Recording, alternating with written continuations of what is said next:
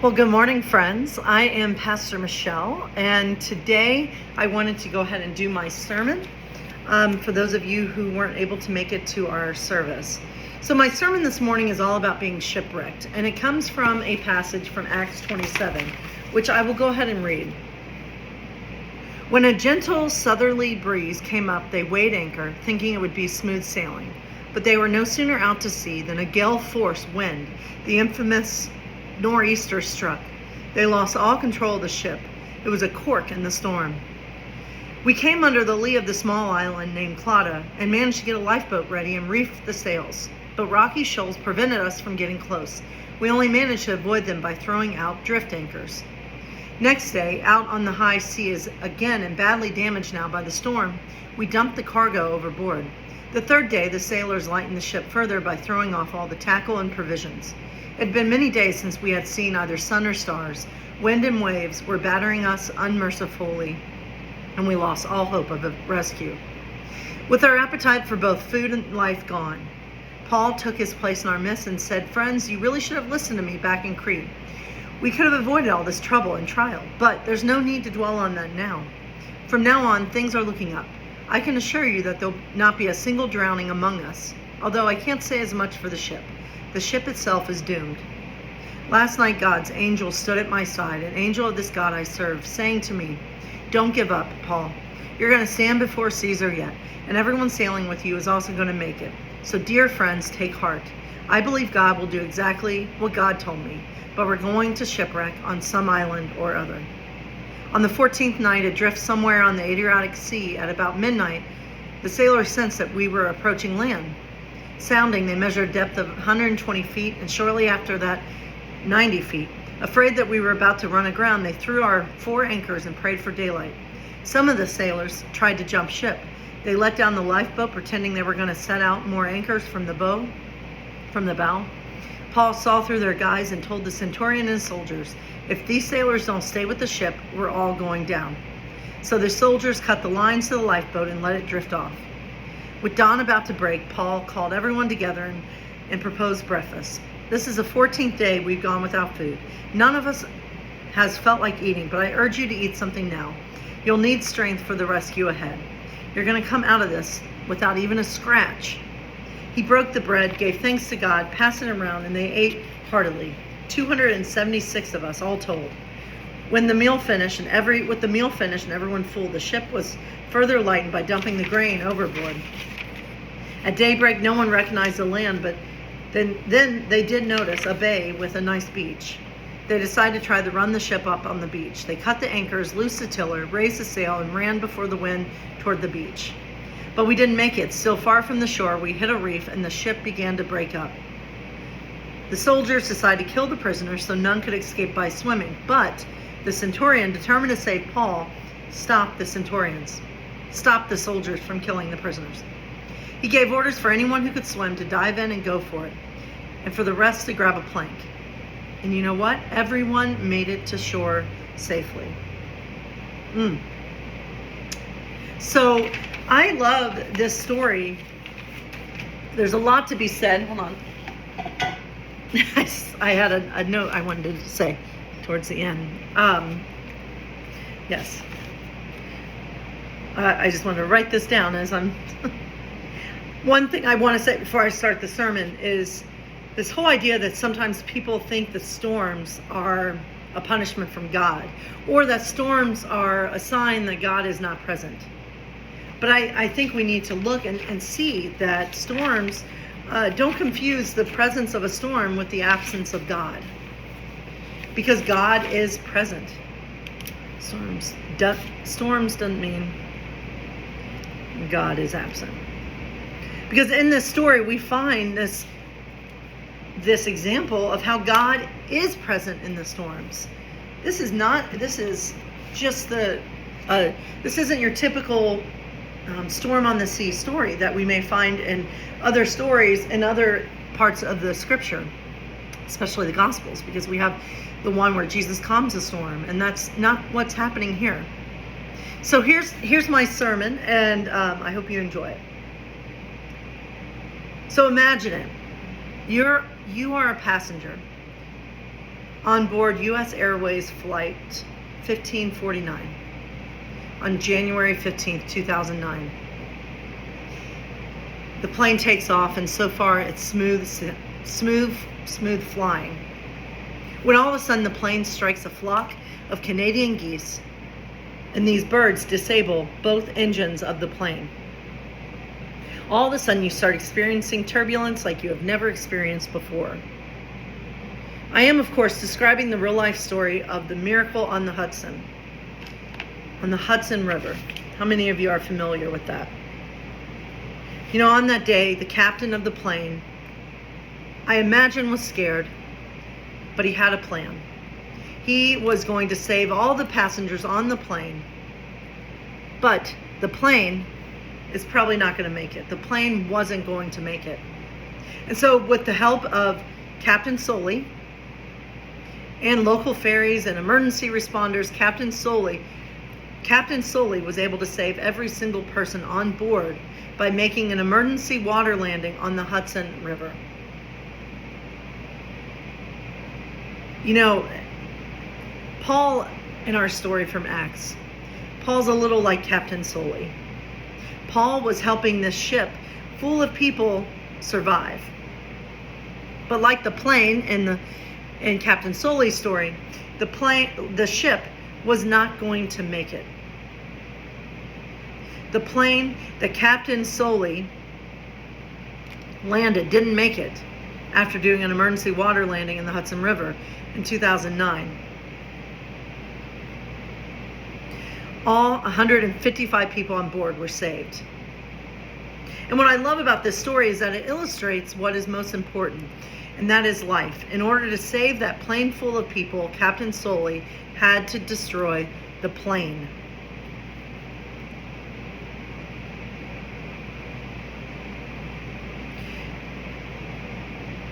So, sorry, just saying it. See, I'm going to just keep this because I'm looking at my sermon and kind of editing it as I go. Going back a few years, probably more than a few years, let's talk about our passage from Acts 27. And it was a rather lengthy text. But in this story, we find Paul not saving a plane full of people, but a boat full of people. Now, Paul in this story isn't a captain of the boat. He was actually a prisoner. And we read about that earlier in Acts 27. But somehow, even from that enslaved position that Paul found himself in, he was able to step up and help the people on board survive. And this story, I think, shows the power of God within the storm and not apart from it. This is not a story about a storm miraculously being calmed. It's a story about what it's like to be in the boat while the raging waters are crashing all around us. You know, in this story, God doesn't show up to stop the storm, but we see God present in the storm. And as I said, storms do not mean, the presence of a storm does not mean the absence of God. God is very much present even in the storms of life. You know, in this story, this story is about theology for people in the wreckage. This is not a sermon about escaping the storm. No, my friends, this is a message about what we do when we are smack dab in the middle of the storm. Earlier in this story, Paul warns the sailors about the dangers of the sea. They were setting sail in the Mediterranean, and the Mediterranean is a sea that's not known for always having smooth sailing. But I think that's, you know, think about what the passengers on Captain Soley's flight, they expected smooth flying, right? They expected no problems. But then, of course, they ran into the birds. And just like in this story from Acts, the sailors were expecting smooth sailing. You know, smooth sailing is not at all what they got. Because we read, you know, that suddenly an awful storm hits the boat. The boat was rocking back and forth, and I'm sure that they were so scared that they were going to die. But Paul essentially tells them that they are going to make it, but the boat or the ship won't. Paul tells them that in order to survive, they're going to have to shipwreck. So no, this isn't your ordinary storm on the sea story, right? The people on board of the ship were going to fight for their lives and make it through this storm. There was no escaping it. I love the scene where we find the sailors freaking out so much that some were even trying to jump ship, and they wanted to get in their lifeboat, and Paul stops them and tells them essentially that this is a moment where they must survive together. No one is to abandon the ship. Because this story, I think, speaks to collective liberation. We aren't free until all of us are free, right? Survival is a collective thing. Doing life is a collective thing. Surviving a storm is a collective thing. Because a theme that runs rampant in this story from Acts is solidarity. Paul doesn't just speak wisdom into this dire situation. He stays with the ship's crew through the whole storm. He shares in their peril, encourages them to eat and take strength, knowing and reminding them that their survival is connected. What happens to one of them happens to all of them.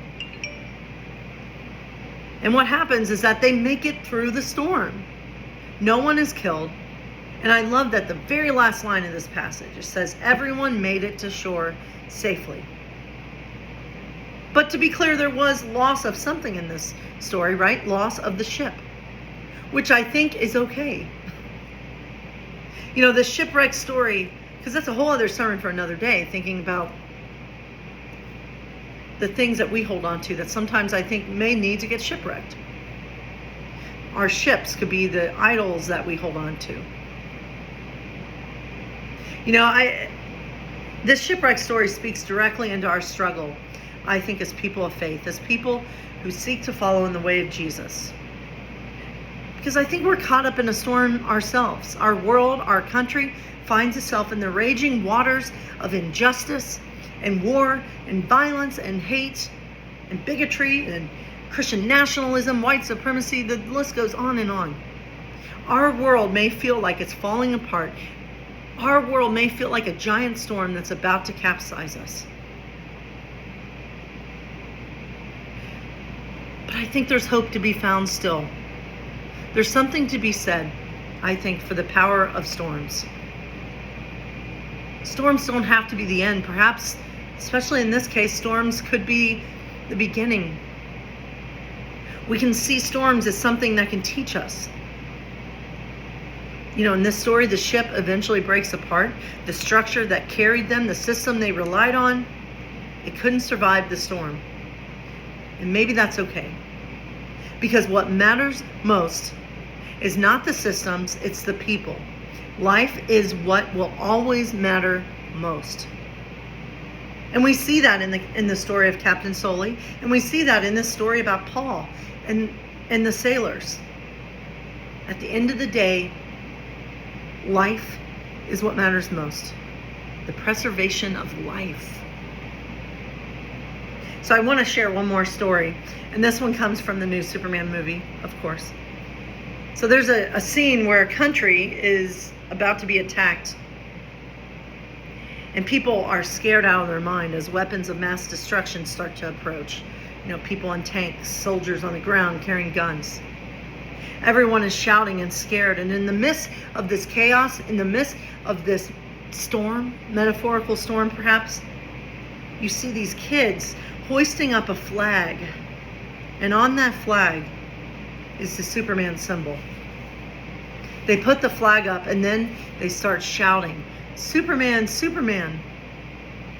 The soldiers break down the gates that the people had up to protect themselves, and all of a sudden, you see a mass amount of soldiers with guns approaching these innocent people.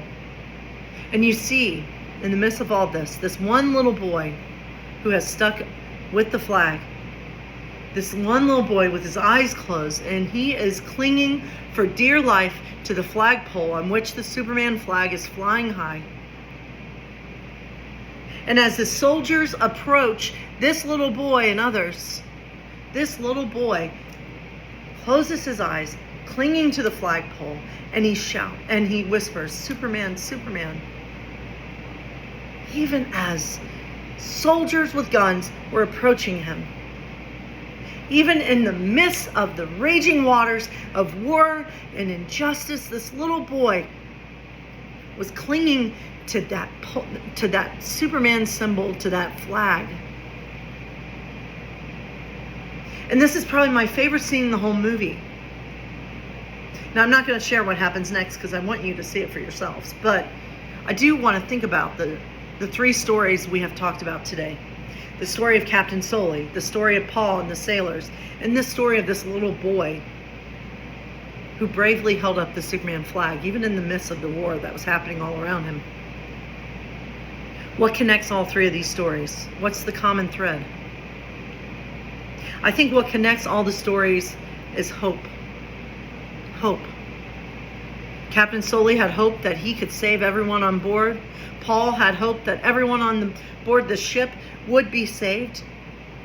Because Paul had hope in a God that wasn't absent from the storm. Paul had hope in a God that was present right there in the boat with them. And this little boy in the Superman movie had hope that somehow Superman, or somehow they would survive, that Superman would come and save the day. And what about us, friends? Where's our hope?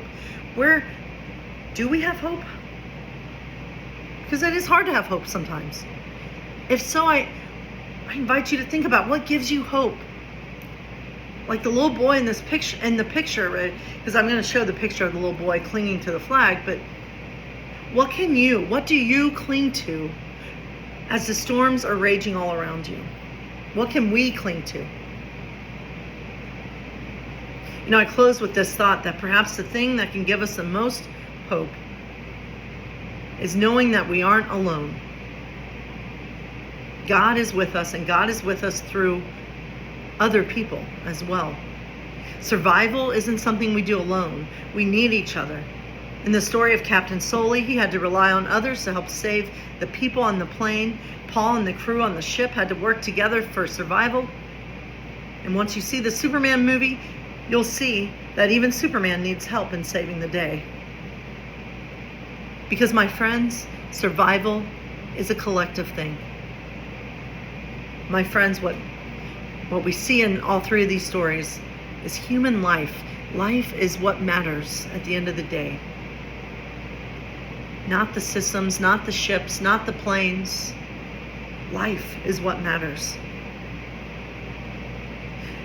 Because there's a whole other sermon I could preach about how the ships, how the destroying of the plane, or the destroying of the ship represents systems in our world that need to be destroyed. There's a whole other sermon there.